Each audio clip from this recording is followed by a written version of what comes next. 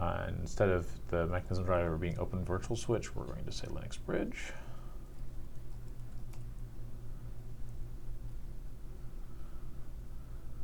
Okay, so flat networks, we can say anywhere that you want to. For VLANs,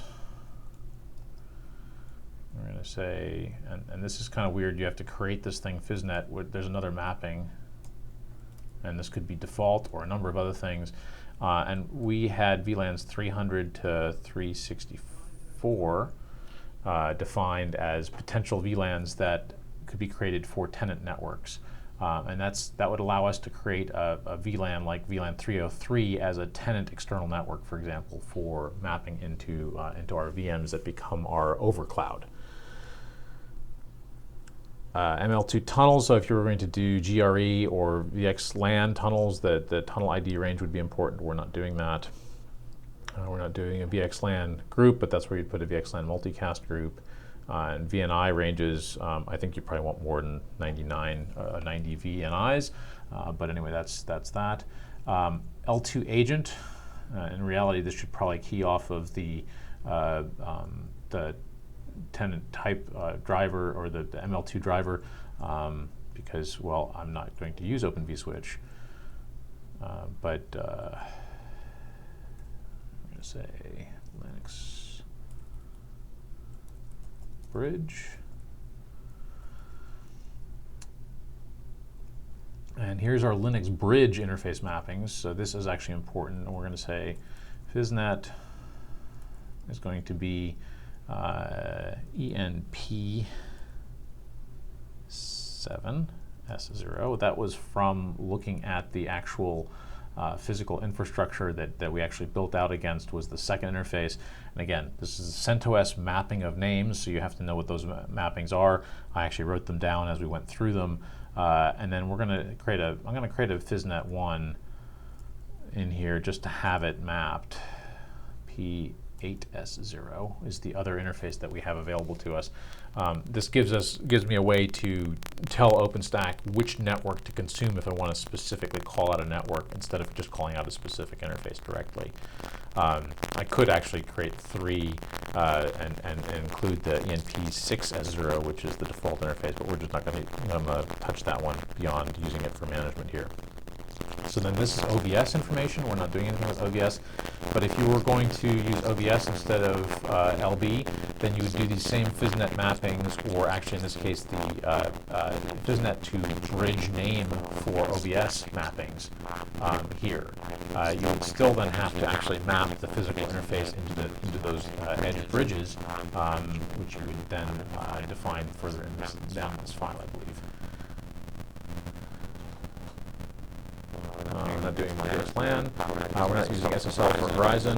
So we're now done with Neutron. That's what we need to do for Linux Bridge. That should actually get us a functional system. We're not actually doing Swift, so Swift is fine. We may actually be done here for the most part. Heat is on its own thing. I think I did say we were going to install Heat. I'm going to install both Cloud Launch API and CFN.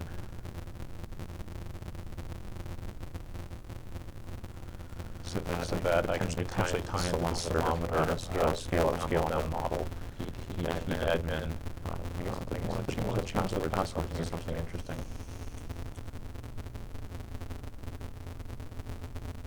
It's kind of interesting.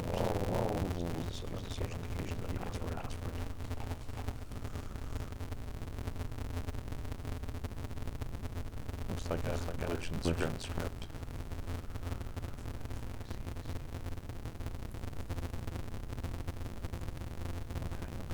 Good enough.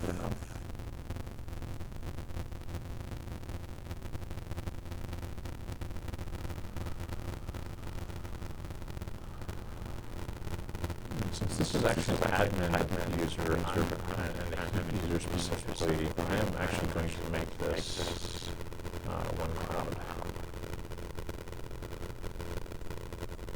Just in case I actually want to mess with that user and not have to go through its configuration.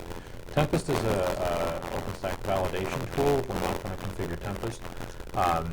There's also a demonstration environment that can be provisioned, so it'll actually establish some networks for you. I don't need that, so I'm going to make that a no. You might want to leave this, but you might also want to make sure that your floating range actually maps to something that you would associate with your external network.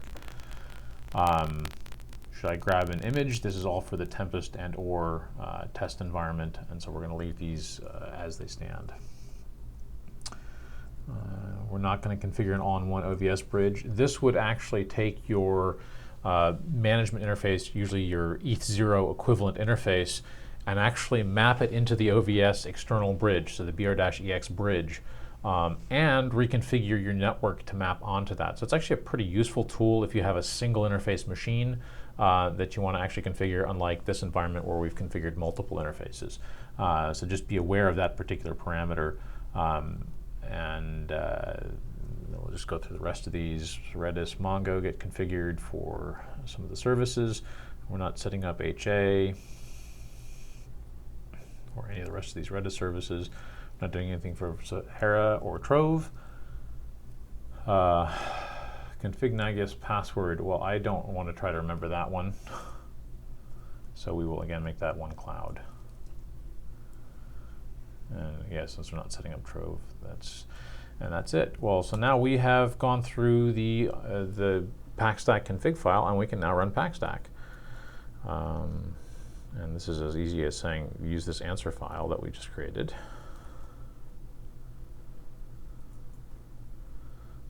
Called it understack.txt. So if all goes well, this should now run, and we should have in the end an answer. Aha. I gave it the wrong answer for ML2 tenant network types. Oh, that's yeah, good catch, PackStack.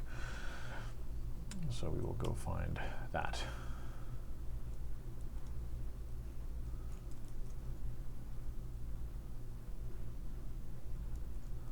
Ah, yes, these are the types for tenants, not type drivers. Here's where I want flat as an option, I believe. And we will now try. Again, if everything goes well, we should now install PackStack. So it actually consumed my input, and it's going to run hopefully to completion. And at the end of this, we'll now have a baseline OpenStack environment. There are no networks that are necessarily configured at this point, and there may not be any images. I have seen, depending on exactly which level of scripts, sometimes some default images are installed, but often you'll have to go grab cloud images from something like cloud.centos.org or cloud-images.ubuntu.com. Or one of the other services that provide cloud images for consumption on the internet.